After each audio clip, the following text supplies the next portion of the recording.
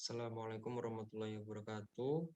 Saya Dimas Nur Wahid, NIM 519041106. Seminar proposal kerja praktik berjudul Sistem Informasi Inventory Obat Basis Web pada Apotek Siti Saro. Pada seminar kali ini terdiri dari bab 1, 2, dan 3.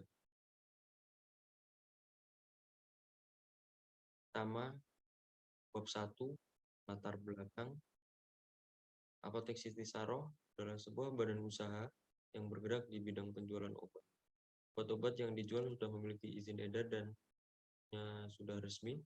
Apotek Siti Saro pada tanggal 11 Januari 2012 yang beralamatkan di Kecamatan Sigaluh, Kabupaten Bandung.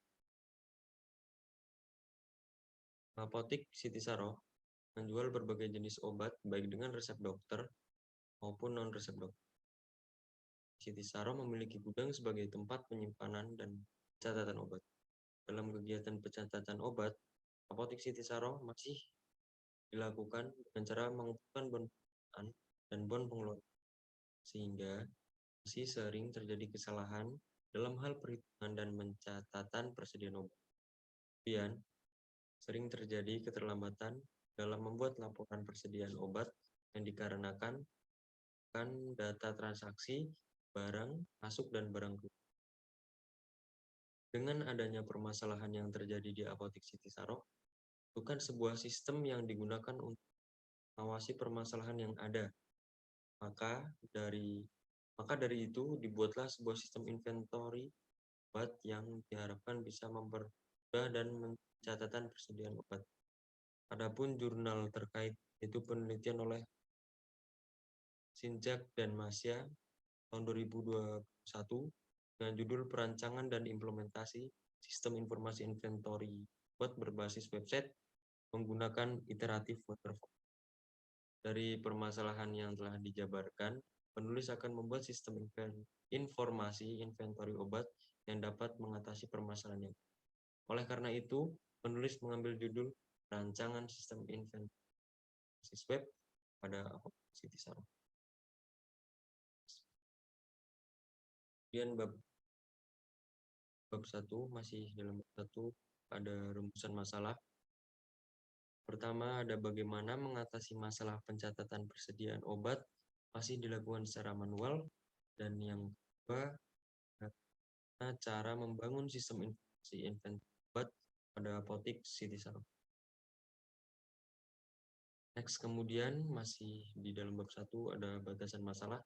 Yang pertama, sistem informasi hanya dapat digunakan untuk persediaan obat. Dan yang kedua, sistem informasi hanya bisa digunakan oleh admin dan user untuk menambahkan, menghapus, dan memperbarui pengeluaran dan persediaan obat. Dan yang ketiga, ada aplikasi hanya dapat digunakan untuk melihat laporan persediaan. Kemudian ada tujuan penelitian. Maksud dari penelitian yang saya buat ini adalah merancang dan membangun sistem informasi persediaan obat untuk dapat memberikan solusi dalam pecahan masalah terjadi di Apotek Siti Saro, khususnya dalam sistem informasi penjualan, pembelian, dan persediaan obat. Adapun tujuan adakan penelitian ini adalah yang pertama ada membuat sistem informasi persediaan obat pada Apotek Siti Saro, kemudian yang kedua mempermudah pencarian persediaan obat pada Siti Saro, dan yang ketiga mengoptimalkan pengolahan data penjualan dan pembelian obat pada Apotek Siti Saro. Kemudian lanjut ke bab 2 yang yaitu kajian hasil penelitian. Jurnal pertama dilakukan oleh Veza tahun 2017 dengan penelitian yang berjudul Perancangan Sistem Informasi Inventory Data Barang pada PT Andalas Berlian. Yang kedua dibuat oleh Mamit Talia pada tahun 2001 dan penelitian yang berjudul Sistem Informasi Inventory berbasis website. Pada jurnal ini studi kasus toko Obit.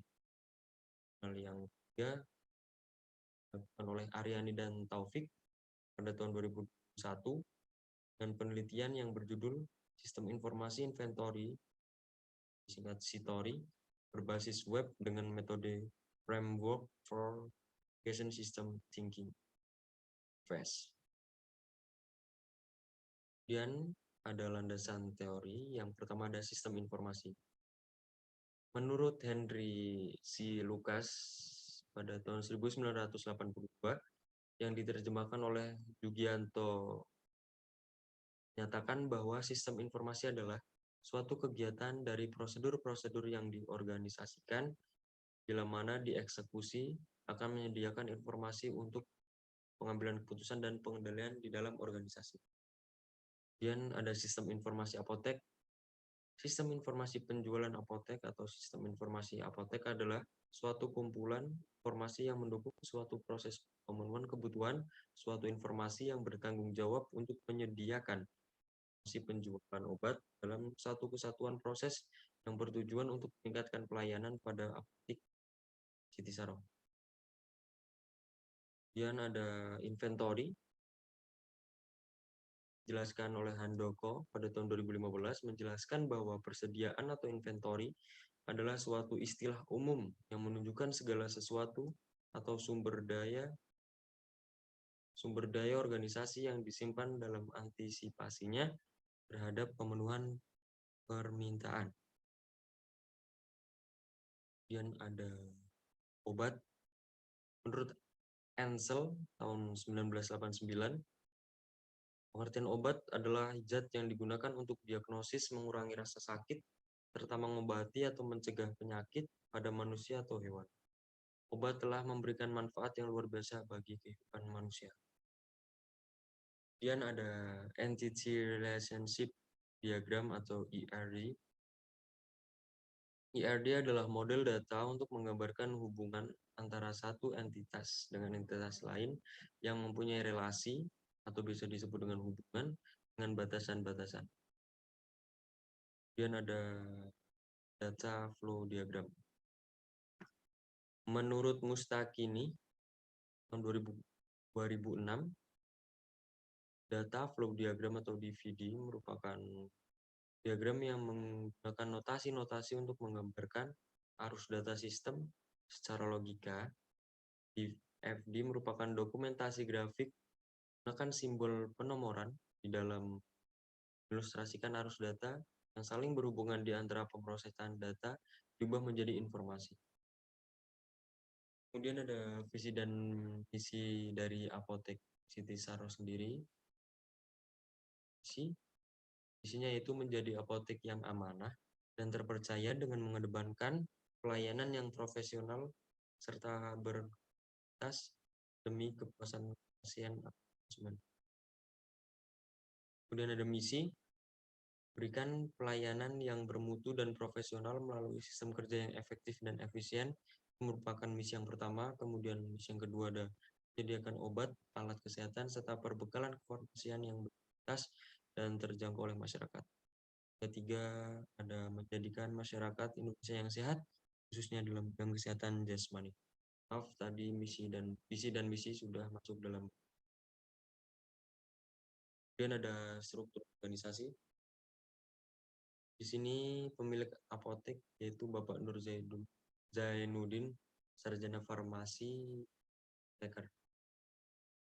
Di sini Bapak Udin panggilannya memiliki tugas atau wewenang yaitu mengawasi tugas dari masing-masing karyawan.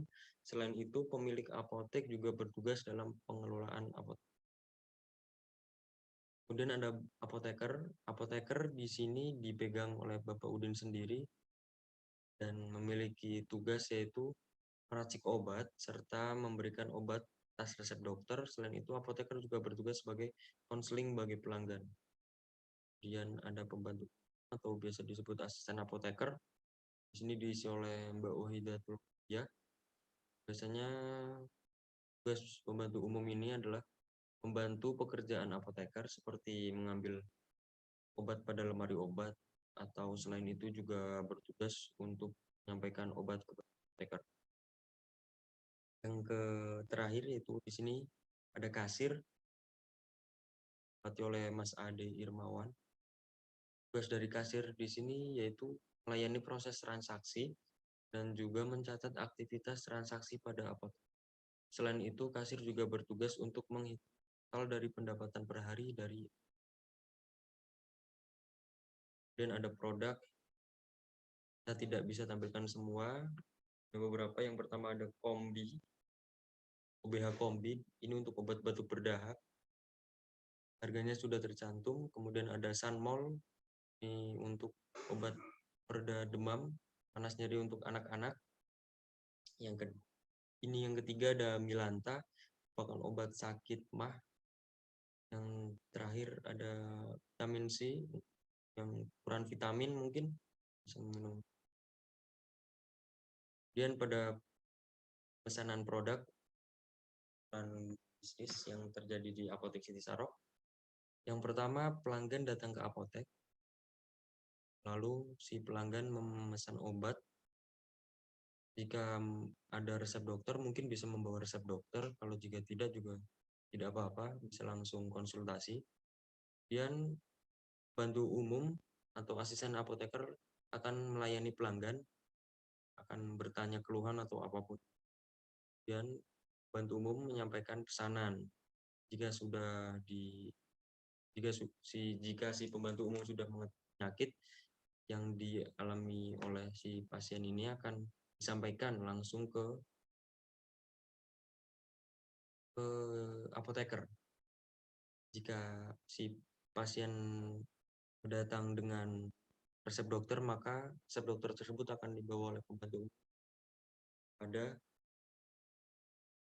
kemudian kasir akan menyiapkan nota harga si resep tersebut, dan yang dilakukan apoteker dan asisten adalah menyiapkan obat, racik, dan akan membungkusnya, dan apoteker sendiri atau bisa diwakilkan juga akan memberikan obat kepada pelanggan. Dan terakhir ada pelanggan menerima obat dan melakukan sesuai nota yang disiapkan oleh kasir. Kemudian ada pembuatan laporan keuangan. Di sini yang pertama ada merekap atau mendata semua transaksi penjualan yang terjadi, baik setiap hari, setiap minggu, atau setiap bulan. Kemudian akan dibuatkan laporan keuangan apotek. Biasanya laporan keuangan akan dilakukan pada malam hari ketika apotek. Dan jika telah direkap, akan diserahkan kepada pemilik apotek. Kemudian pemilik apotek akan mengecek laporan keuangan tersebut. Jika sudah sesuai catatannya, pemilik apotek akan menandatangani laporan keuangan. Mungkin sekian seminar yang bisa saya lakukan. Kurang lebihnya mohon maaf. Terima kasih. Wabillahi taufiq wal hidayah. Wassalamualaikum.